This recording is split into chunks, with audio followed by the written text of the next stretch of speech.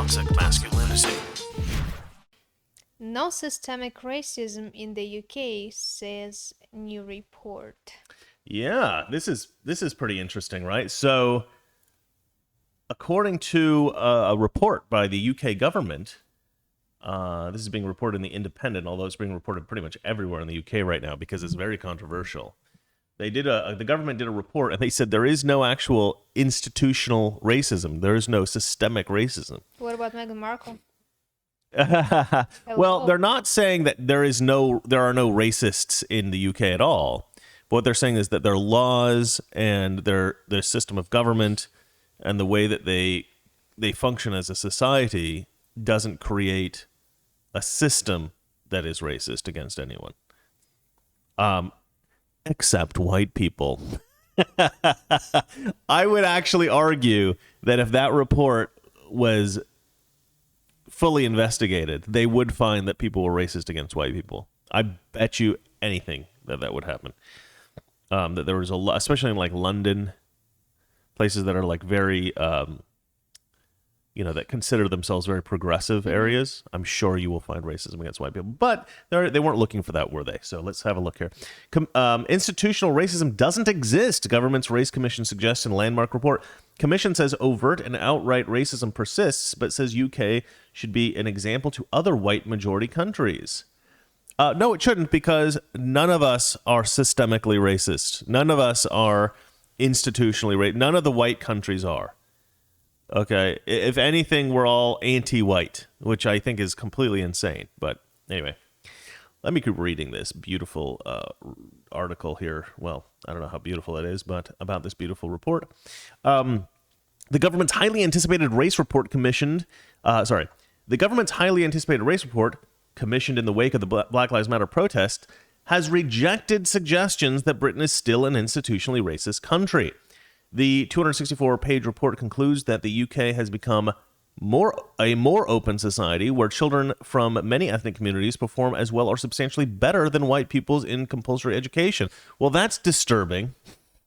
They certainly shouldn't be performing substantially better than white people. If other races are performing substantially better than white people, maybe you're racist against white people. Maybe that's see. There's this idea, especially amongst like leftists and like these people who consider themselves very sophisticated, that in a culture that is majority white, it's not possible for the majority to be biased against themselves. So they never look for it. They never consider it. Because why would you act against your own self-interest? Well, the problem is you're stupid. Well, it's not just. But the thing is, white people don't consider ourselves a homogenous group like other groups. Like Hispanics in America, a lot of them tend to consider themselves a homogenous group. What is what's a homogenous group means a group of one type, or like let's see here, not separated. Okay, I got it. It's like me when I see Ukrainians and you consider us all the same. I was like, no, we're not the same. Right, like all Eastern same. Europeans Yeah. to Americans are considered a homogenous group, but Not to to an Eastern European, you guys are considered heterogeneous. I think that's right. Yeah. yeah. You get distinct into various categories. So Hispanics are more distinct than maybe other groups in America, but a lot of Hispanics, I think, consider themselves, because you have Hispanic organizations, stuff like that, Latino organizations. So there are many people who consider Hispanics to be a kind of a, one group. And then, black people in America are kind of like a group amongst themselves. There are certain other kinds of communities. Why did I bring that up? You got me on the word homogenous, and now yes, I got all... I didn't know what was. But white people don't. I think that maybe it has something to do with the fact that we are the majority and we've been here for so long. Like, I don't consider myself sort of like culturally similar to Antifa types. You know what I mean? And there are just a lot of different kinds of people in America within white culture. So you will have like academics, right? I went to college. It wasn't a great college, but I went to college. And a lot of my professors were these just, smug, self-righteous a-holes.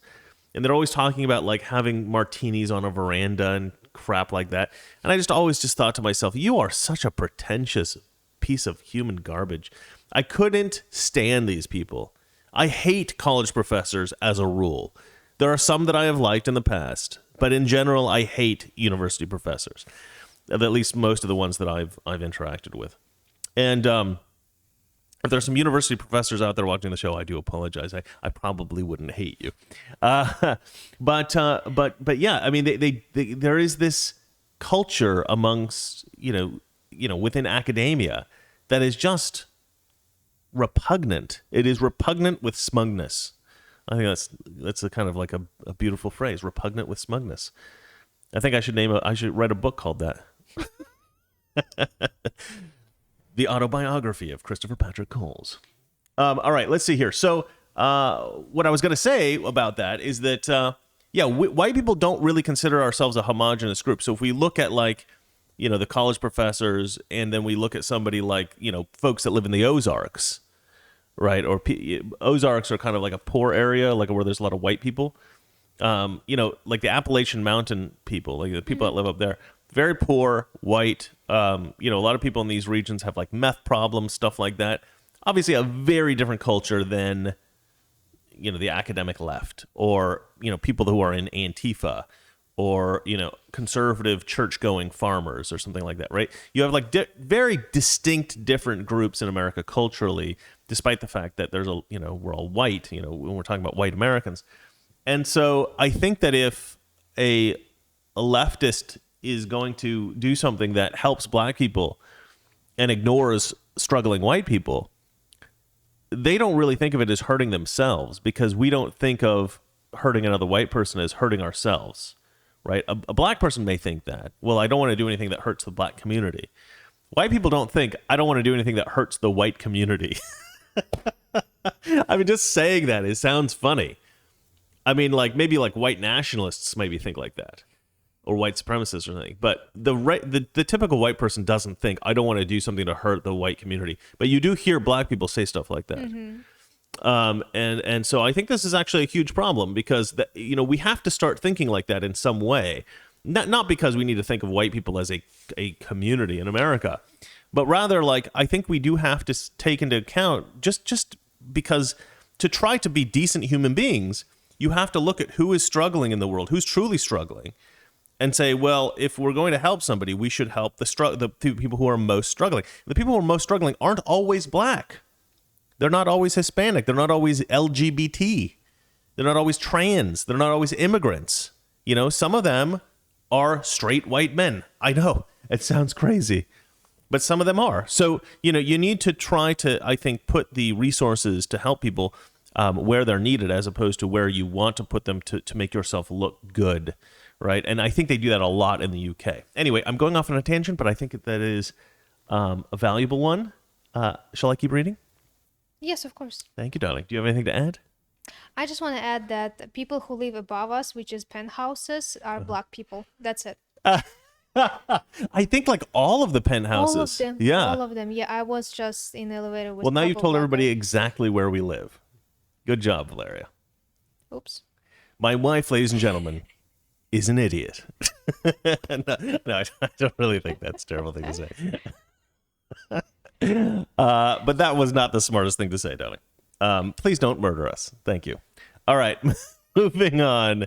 People already can find our place super easy because of my backdrop, and now you've told them exactly what floor. That's fake. That's This whole fake. This is backdrop all green screen, it's guys. all fake. This is all green screen. Okay. All right, let's keep reading. Blah, blah, blah, blah, blah. Okay, so the Independent Review, which is published on Wednesday, argues that issues around race and racism are becoming less important and, in some cases, are not a significant factor behind explaining disparities. No kidding. I never would have guessed that. I've never said anything like that on my show. All right, let's see here. However, race advisors have warned that Britain is not a post-racial society, and that overt and, well, we're never going to become a post-racial society. There's always going to be races. That's a weird thing to say. Should we strive to be a post-racial society? I don't think so. I like the fact that there's black people in the world. I like the fact that there's Hispanics. I like the fact that there's Asians. I need people to look down on. You don't sound like a racist. Come on, darling, you're supposed to laugh at that. Oh, good. That's my charity laugh. No, it's actually funny. Of course it's funny, but you're supposed to react like organically. Anyway, that's good. I deal with this in real. This is not just for the show. This happens. I tell hilarious jokes, completely blank stare. But you know what? You know what does make her laugh? Watch this. Watch this. Valeria. Fart. Oh. She fought the urge. That word. I don't know. Maybe it's because she's Russian. It wasn't this word originally. What do you mean it wasn't that word? You used to laugh hysterically anytime I would say that word. You made this word up before. It was the story with the hair color of. Oh, the color of poo? Yeah, and then the eye color, I think it was. You become this word like. Really? It emerged from that story? It was completely different joke. Well, whatever. She used to laugh at that word. Yeah, there it goes. See, there she goes. Just thinking about it, she's laughing. It's so weird. She's such a beautiful woman, and yet that one word makes her laugh. Anyway, so, but yeah, no. I don't like all of these different groups being distinct so I can look down on them. That was a joke, obviously. But I just like the variety. I like to have variety in the world. I like to have different cultures, not necessarily all in the same place. You know, I want to go to China and experience Chinese culture. I want to go to Taiwan and experience Taiwanese culture. I want to go to Japan and experience Japanese culture, you know, and then I want to travel maybe to I don't know, Africa and experience some kind of African culture. And I want to go to India and experience that culture. Jamaica, sure. Yeah, absolutely. And then, you know, maybe to Iceland and experience that culture. I like these distinctions we have. We don't want a post-racial... Russia to experience dirt. Dirt? I guess it's a dirty country. But, you know, I don't want a post-racial world. I don't want a post-racial world. I want a world with different races. You can have a world with races and just respect people of other races. You don't need things to be post-racial. That's mental. I think post-multicultural would be good. We don't need multiculturalism. That's a big disaster. All right, let's keep reading here. Okay.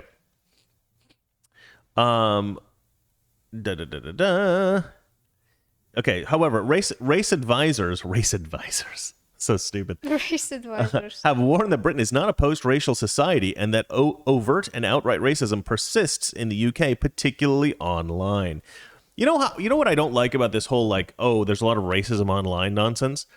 My guess, and you guys can tell me what you think about this in the comments, my guess is that something like 90% of the online, you know, racist attacks are by kids, are by like 13-year-old boys. Because, and this is something I figured out a while back, somebody had mentioned that kids experience racism sometimes, you know, when they're in fights in school and somebody will call them the N-word or something like that. And I vaguely remember this when I was a kid. I never used that word that I can remember, but I think that people would have used it back when I was a kid. We did have like 2 black kids in my school. Now, I don't remember specifically anybody using that word, but here's why I think maybe people did or could have done, even though I don't actually remember it ever being used. Is that kids are really vicious, and kids will use whatever it is that they think that's going to hurt you. They're going to use it against you. So if you're fat, they're going to call you fat. If you run like a girl, they're going to say you run like a girl. If you're ugly, they're going to say you're ugly. I mean, kids are ruthless.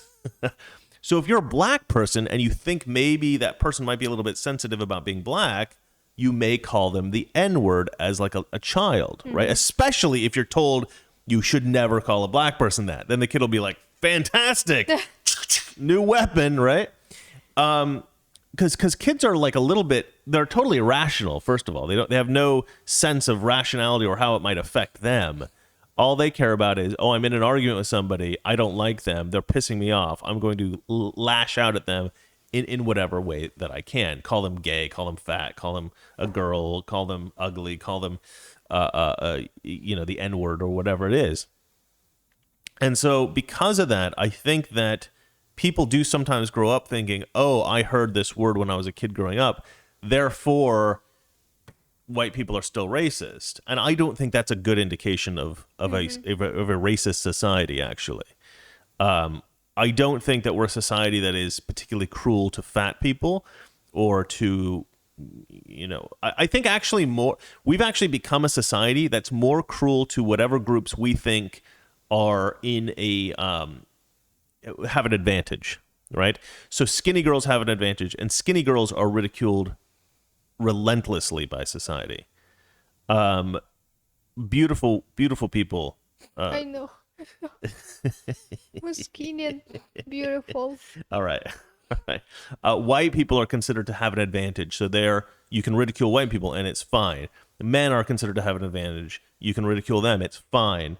Right. And there's a long tradition of this historically, like Shakespeare used to mock the aristocracy. Right. So that's something that's kind of natural, I think, which is fine.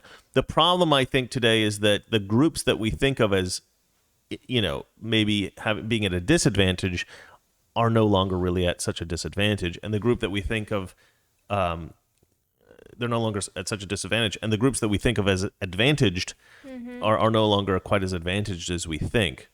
So I think our perception of who is struggling is, and who is thriving maybe isn't perfectly in line with reality anymore. And so I think we have to kind of reassess who we're willing to mock and who we're willing to cut down and who we're willing to raise up and who we're willing to help. Because I think we're helping a lot of people who don't need it, and we're cutting down a lot of people who are already suffering. Anyway, again, I'm rambling. Let's get back to the story. Now, hold on. I would like to also comment on this. Sorry, one more tangent. I'm so sorry. But this is critical, I think. These race advisors are saying that overt and outright racism persists in the UK, particularly online. So like I said, a lot of times these are just like kids trolling. I don't think that there are that many like overt racists in the UK. I actually happen to follow a channel. I used to follow a channel. She stopped her channel of a woman named Laura Towler. And she's in a sort of like, I guess you'd call it like a white nationalist group in England. But she's not a racist, as far as I can tell. And I think that the concept of like a white nationalist here in America is considered like, well, you're a bad person because why would you be a white nationalist in America unless you like hated black people or something, right?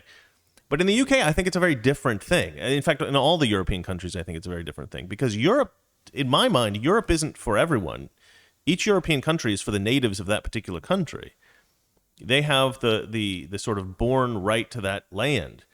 And it's sort of like India. I wouldn't want to see like, because there are some more primitive tribes still around in the world, right? In the Brazilian rainforest, places like that. If you went into the Brazilian rainforest and you said, oh, this particular tribe has access to a lot of gemstones for whatever reason, I'm going to put up a McDonald's right near that tribe, and I'm going to collect gemstones for every, Big Mac I produce for them. The world would lose their minds. Because why? Because you are starting to destroy that culture, right? You're starting to destroy that very precious culture. But we don't seem to have that same kind of outrage when it comes to Europeans. If we have a huge influx of Muslims from somewhere in the Middle East or Syria or something like that coming into, say, Germany and literally burning down churches, and this is a huge problem in like France. I was going to do a video about this recently. I never got around to it, but I should do this one. They're burning down, they'll go up to these mountaintops. There was this tradition in Europe for a long time to go to the top of a mountain, and when you get there, you put a Christian cross at the top. And these Muslims are climbing up to the top of these mountains and knocking down the crosses just because they're bigots. Really, they hate Christians. And the authorities are talking about this as a problem, but they're not saying who's doing it. They're saying, we don't know who's done this. Yeah, I'm sure it's a bunch of Christians going up there knocking down their own crosses. I'm sure that's who's doing it. Yeah. Jehovah's Witnesses. Yeah, it's Jehovah's Witnesses. Yeah, we know who's doing it. And it's a tragedy. I don't think that this. Actually, that might be Jehovah's Witnesses because they don't accept cross. That's true. Jehovah's Witnesses don't like the cross, but I don't think it's the Jehovah's Witnesses. Yeah, I no, don't think it's I wouldn't Jehovah's skip Witnesses. this. But we do have outright racism here in the United States, and they do have outright racism, outright and overt racism in the UK, and I've witnessed it. I've witnessed it here. I've witnessed it there. I used to live in the UK for a little while, and I can tell you, it's not from white people. It's from black people against white people. It's from what they call Asians in the UK against white people. Asians in the UK are like from Pakistan or India, places like that. They're not. They don't call people from China or Japanese Asian. They call people from India and Pakistan Asian. It's very strange. Yeah, yeah. I don't know what they call people from China and Japan and Korea. I guess they just call them all Chinese. I don't know. I don't know. I should ask somebody. I've never heard. There's just very, very few Koreans, Japanese, and Chinese people in the UK. I'm curious what they call it because Asians are usually referred to as Pakistanis and stuff. All right. And one of my best friends is Pakistani British. I should mention that.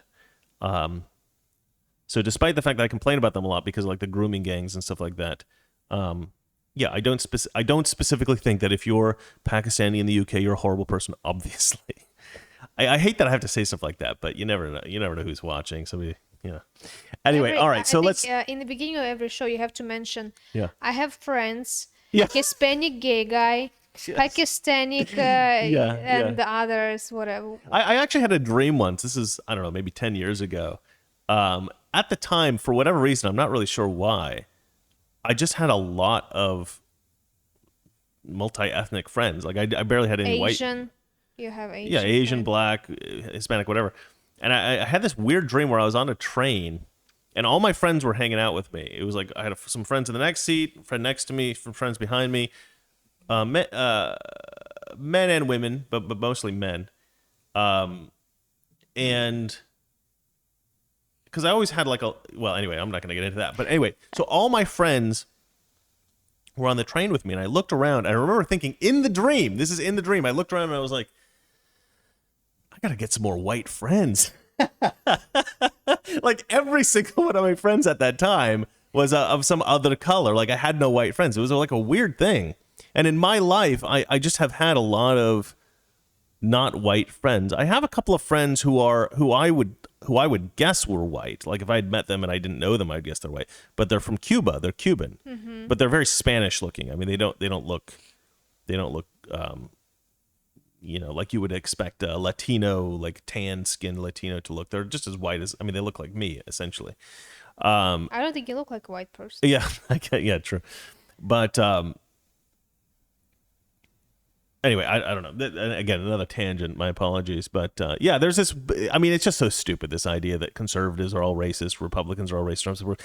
But that does provide me, I think, to some degree, a level of courage when it comes to talking about racial stuff. Because this whole BS about you're not allowed to criticize black people, you're not allowed to talk about this stuff. I mean, I have never met a black person and said, "Oh, I'm like a little bit hesitant to be friends with you because you're black or Hispanic or Asian." Those things have never really crossed my mind my entire life. So when we're kind of accused of that kind of stuff, either subtly or directly, it drives me crazy. And part of the reason is because it's just not my life experience, and so I feel like a lot more bold to criticize people about that sort of stuff, those accusations. All right, let me get through this story. I am pretty happy. Sorry, Valeria wants to make sure we're only doing an hour today because we always go over, and she needs to do something tonight. So I do. So we're going to try to get through this quickly. But obviously, I'm going on all these tangents. Let's see here. Ahead of the report's release, a government summary states the landmark report challenges the view that Britain has failed to make progress in tackling racial inequality, suggesting the well-meaning idealism of many young people who claim the country is still institutionally racist is not borne out by evidence.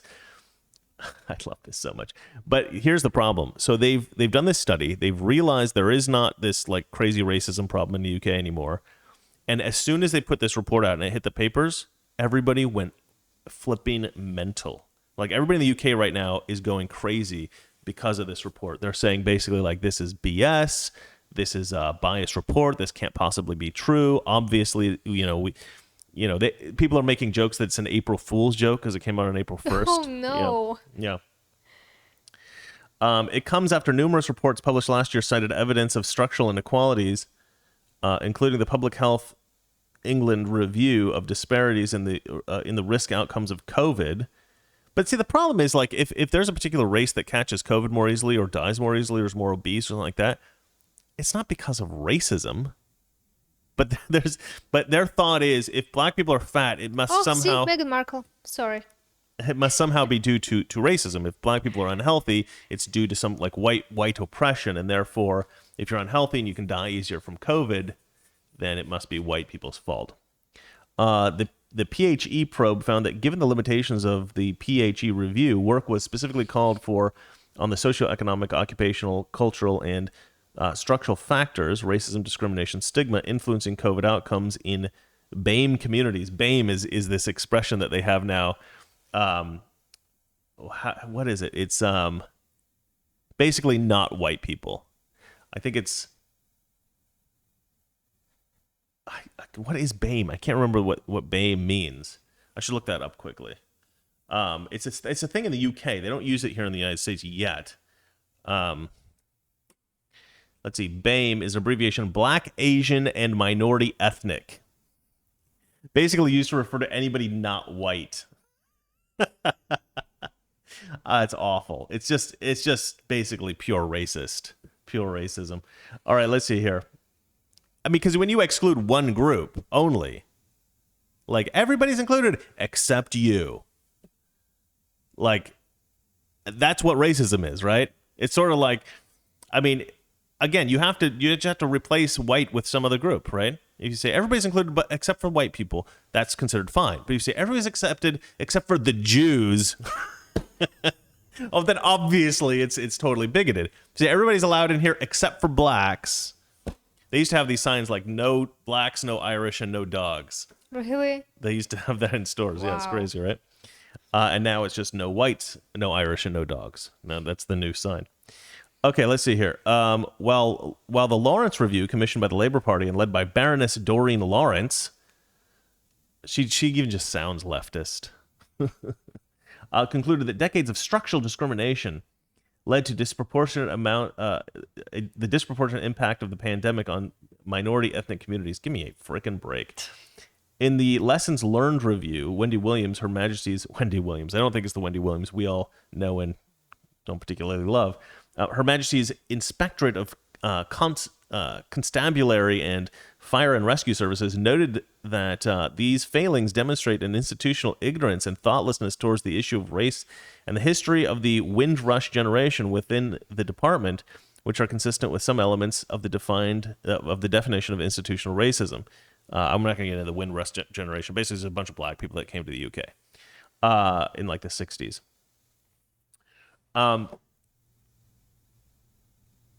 I think that a lot of these studies they go to conduct the studies with the conclusion already in mind, right? The conclusion is there is institutionalized racism, there is systemic racism. Now let's go try to find evidence of it, right? And so then they find all these things that they think they can use to, if they distort them well enough or they convolute the ideas, the effect of them or the ideas behind them, that they can maybe then make a case that certain racist stuff cause certain kind of problems. And so these are constructed with the idea in mind. We're assuming that it exists, and we're just looking for evidence of it. Whereas this new study seems to have been accurate, which I don't know how the hell that happened. It's not 100% accurate because it didn't indicate that there was racism against white people, but I think probably if they produced that, there would have been they would have burned down Parliament or something crazy.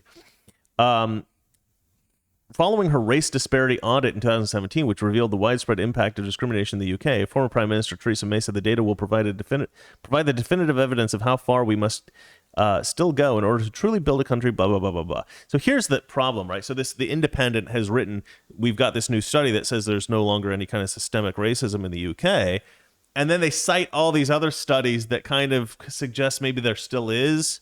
So they're like, well, let's just, there is no more because Meghan Markle moved to America. Yeah, so no more systemic racism. Yeah. So they're basically just like, in this article, we want to prepare balance because we don't want people to think we're supporting this this study. So let's put in all the other studies that contradict it. I'm just gonna go down here. All right, let's see here. In 2019, black African pupils performed above their white British counterparts on average in GCSE exams. GCSE is sort of like their final exams in school, and I think they deal with the GCSEs help them to get into university, sort of like our SATs do to some degree.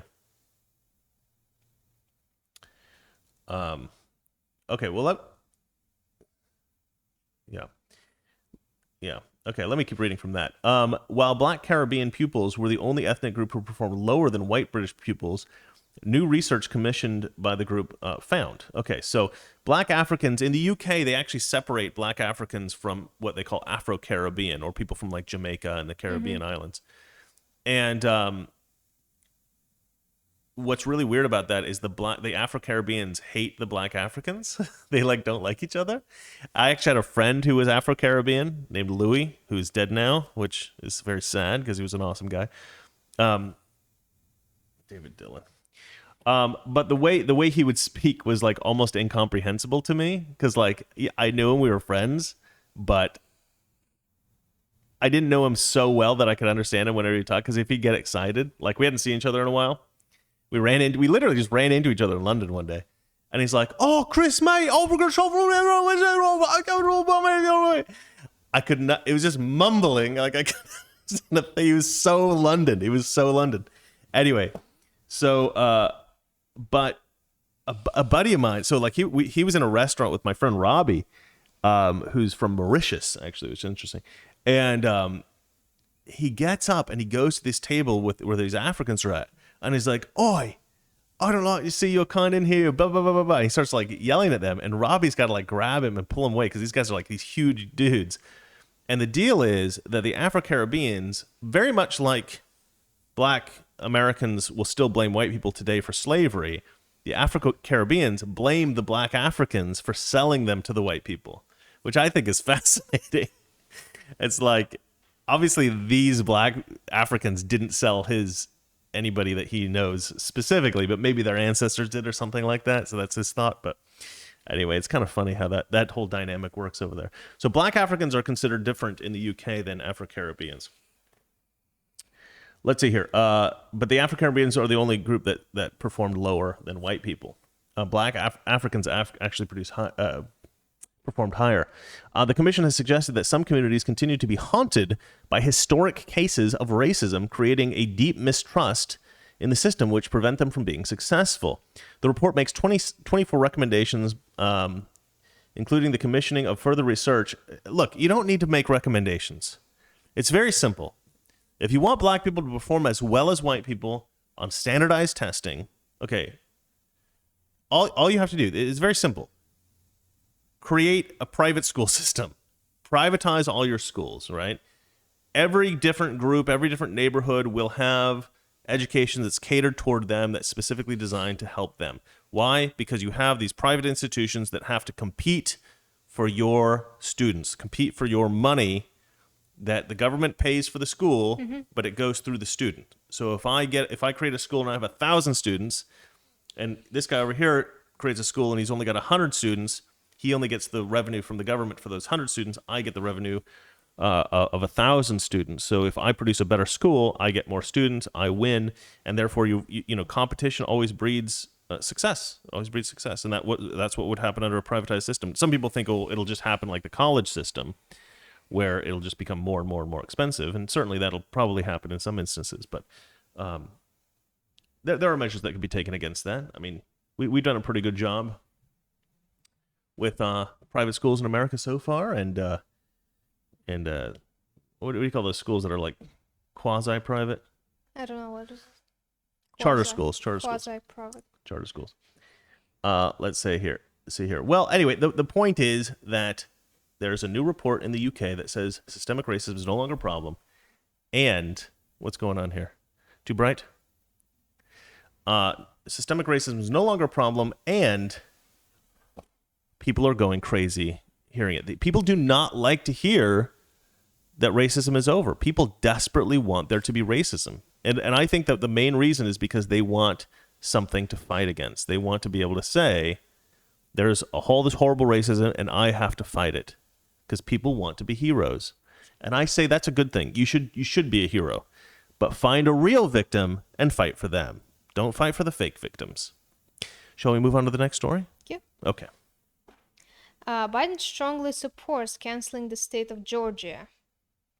Yeah, this is kind of a weird one. Canceling the state of Georgia? What do you mean canceling? Toxic Masculinity. Weekdays, 9 p.m. Eastern, 6 p.m. Pacific.